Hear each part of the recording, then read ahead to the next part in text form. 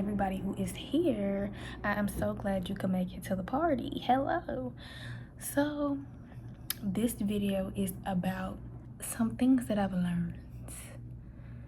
I would say 5 things that I've learned from minding my own business. Do you want to know? I can tell you the 5 things that I've learned from minding my own business. 1, you learn some amazing boundaries. You learn amazing boundaries when you mind your own business, not just physical boundaries, but mental and emotional boundaries. They stop you from overgiving, oversharing, being in places you don't want to be in, like being around people you don't want to be around. Boundaries are important. Yes, boundaries have to be put into practice often so that way they stick. Like, you have to exercise that often just so that way you can understand the difference between when you are not operating out of that space. Operating out of a space of boundaries is a healthy place to be in, and if anybody tells you otherwise, they are not telling the truth. Boundaries is so healthy. Boundaries help you and other people. Boundaries are healthy for relationships. They're so healthy. So yeah, speak your truth, and whoever stays, stays. Whoever leaves, bye-bye, see ya. How I was benefited you. It didn't benefit my highest good, my highest growth. So, no thank you. The door is open for you, my love. What is the second thing that I have learned from minding my business? You're happier when you mind your own business. You're way happier when you mind your business because you then realize that, oh, life is real. And I'm having a life experience right now. Like, I'm living my life that the good Lord blessed me with. And I'm living that life for Him. So why wouldn't I be happy? Right. So yeah, you're way happier when you mind your own business. You're way happier when you mind your own business. Because then you don't have to worry about what isn't being said, what is being said, because what isn't being said doesn't matter because it's not being said for a reason, but what is being said, you get to decide if you're going to partake in the conversation or not. You don't have to partake in anything you don't want to partake in. Yeah, you don't have to do that. What else? Yeah, you get your happiness back. You definitely do. 3 is you enjoy spending time alone when you mind your business. Spending time alone is it could be detrimental, but it can be healthy depending on how you look at it. I feel like spending time by yourself is a healthy thing. You can really enjoy your own company. And you need that time for you because at the end of the day, who's taking care of you? You're not a child. You get up, you brush your teeth and wash your face, you wash your body, you fold your clothes, you wash your clothes, you cook you a meal, you make you a drink. You do those things. So you need to show a little bit more appreciation for you. That don't mean go crazy, but show appreciation for yourself, because how you talk to yourself in private and how you allow other people to talk to you shows a lot. It definitely shows a lot. And when you say, no, I will not tolerate you talking to me like this, and you actually leave the situation or person that is trying to diminish you and make you feel a certain type of way, you save yourself a lot of heartache, pain, tears, and disappointment. when you say, I think I'm gonna pass on you, and keep going, mind your business, just keep going, mind your business. The fourth thing I learned is that you love others better. I said that when I said that in relationships, boundaries are healthy. It's true, because then you know when to and when not to. That's healthy, because sometimes when you overdo it, you could end up putting too much into a little cup. You gotta know the size of that cup before you just pour. And even if it's just a little bit, it's a little bit. But it's just like, boundaries are so healthy. And the people that respect your boundaries truly love you. That's all I'm gonna say. The people that respect your boundaries love you, because they want you to know that they respect you. Simple as that. The fifth thing that I have learned from minding my BOB, which is Black owned business, is that, drum roll,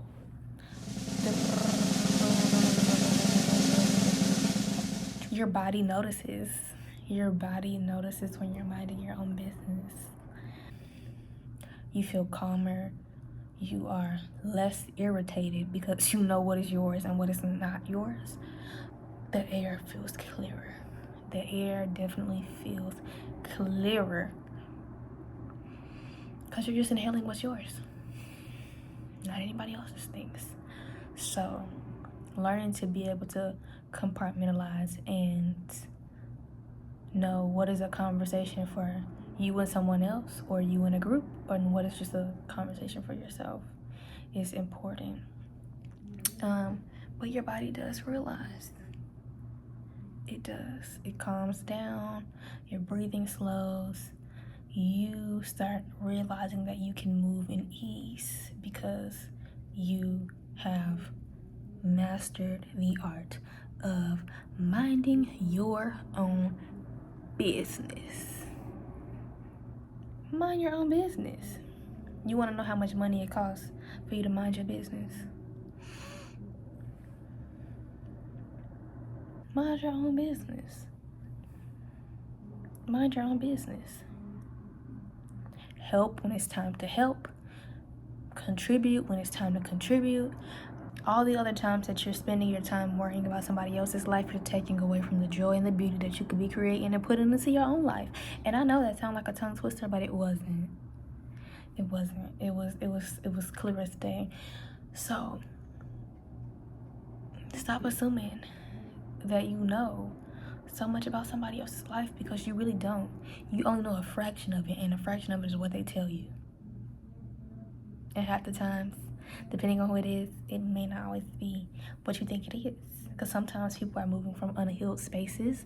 Sometimes people are moving from spaces of trauma. Sometimes people are moving from unaware spaces. So you have to realize, okay, when I'm talking to this person, what space are they coming from? A receptive, open space? Or are they coming from a closed space? Are they coming from a stressed place? Like, you gotta understand what version you're talking to, who you're talking to, right? Because you get different results when you're talking to the version that is open, the version that is listening, the version that is calm, the version that is in a space to receive. I think that is a big thing that we ignore sometimes, is that we gotta realize what space people are coming from. Because everybody's in different spaces and places in their life, but the big G that we need to extend is grace, and grace only comes from God. That's why it's the G in front. We need to extend some grace, not just to ourselves, but to others. That's what God would want, is for us to extend grace. So no, you don't have to respond. No, you don't have to overexert your energy. No. Save a little for yourself. You know? Because I feel like as women, and also if you're a sibling, an older sister per se, even a younger sister, or even a brother, depending on your position in your family, like whatever that looks like, sometimes we get so wrapped up in trying to make sure other people are okay that we put ourselves on the back burner, and you don't need to do that. That costs. Putting yourself on the back burner definitely costs. It costs, because you have to know when to and when not to put yourself on the back burner. If you are overloaded with things to do, responsibilities, you don't put yourself on the back burner. If you feel like you have not kept your word to yourself, you don't put yourself on the back burner. Do not do that. But there is power in making room for yourself to rest, but also for others to be able to confide in you without you absorbing their issues. You don't have to absorb their issues. That is not your problem. You can hear them out, listen, but if you don't have the space, you can also say, I don't have the capacity to listen to you right now. I'm not even gonna lie to you. You can just say that, this is not the best time for you to tell me this, because I'm not going to be able to give you the response and or the care that you're looking for right now. You could say that. Like, you could definitely say that. Like, you could say that. You could definitely say that. And if you say that, you save yourself the turmoil and the resentment. Because if you would have just spoke up the first time and said, I love you, but I can't do it, you save yourself a lot of issues that you have to later on sort out. So, yeah, those are the things that I learned from, minding my Bob. Those are the things I learned from minding my Bob. You have the right to remove old things, old people, things that are like holding on to a version of you that doesn't exist anymore. That makes you feel good about yourself, to try to hold somebody to a way of life that doesn't exist anymore. So I see where your mind is and doesn't want to be held to that anymore. They don't have to be. And they have every right to pluck you out and throw you to the side and be like, okay, bye. Bye, fly away, bye. Like, and it don't matter how they feel about it, because at the end of the day, if they were making you feel a way about yourself, they needed to go. That means being able to tell you the truth, being able to tell you no, being able to tell you about yourself from a loving, kind space. Yeah, but just know, when you're a healthy person, you're going to irritate a lot of toxic people. You will. And you got to be okay. You got to be prepared for that. Like, you got to be prepared for that. When you choose to stop engaging in toxic things, you got to be prepared for the backlash. You got to be prepared for those things. And being prepared for those things looks like removing yourself from the space. So you can remove yourself mentally, emotionally, and or physically if you feel like it. If it's affecting your mental, spiritual, financial, emotional, physical health, you can remove it. Minding your business pays off. It definitely pays off, because you can focus on yourself.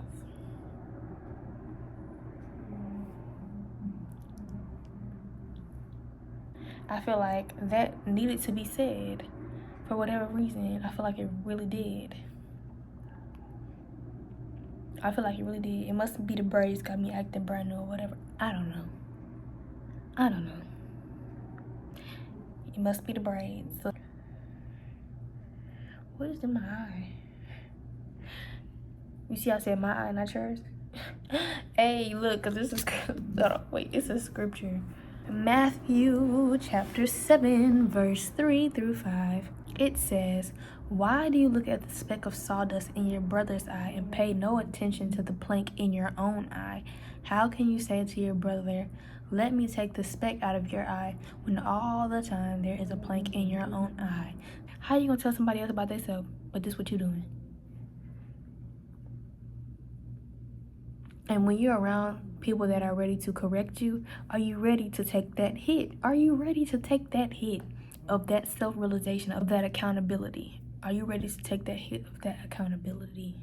Are you ready to be accountable for your actions when they tell you about yourself? Are you willing to make that invigorating change? That could be the best thing for you. This is what I'm saying. Mind your own business. Because why do you look at the speck of sawdust in your brother's eye and pay no attention to the plank in your own eye? How can you say to your brother, let me take the speck out of your eye, when all the time there's a plank in your own eye? Mind your business.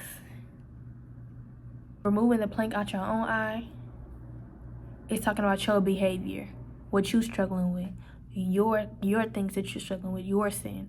So before you try to criticize somebody else about what they got going on and what they doing, you need to look at yourself. Look at yourself. Don't make other people feel bad because they're dealing with something and you're dealing with something. Everybody's dealing with something. But it's the response to the dealings that makes the difference. Thank you for watching this very, very quick video, but it is something that I feel like I needed to say for whatever reason. Yeah, mind your business. It costs you nothing to mind your own business. And you wonder why you're not happy, because you're not minding your own business. Like, I was talking to somebody and they was like, this is the most unhappy generation I've ever seen in my life. And I was like, what makes you say that? Because everybody worried about everybody else besides their own lives. Why are you worried about somebody else? Worry about yourself. Focus on yourself. It costs you nothing to worry about yourself. Nothing. Don't be selfish. But minding your business, as I said before, mind your business, but also know when to contribute. Know when to contribute, but also know when to back up and be like, okay, that's not mine. And continue and push on. Simple as that. Love God well. Love yourself well. Love others well. Simple as that. It's not. It don't gotta be difficult. Don't make it difficult. Okay? Don't make it difficult. 3 rules to this life. Really 4. 4. Let me not forget the last one though. Seriously. Love God well. Love yourself well. Love others well. And mind your business. Mind your business. Mind your business, because you don't know anything about anybody for real. You don't. The only thing that is constant is God.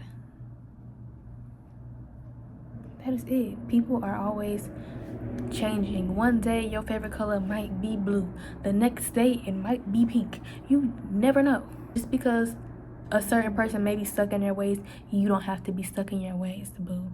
You have the right to allow God to take the pen and write your story. Simple as that.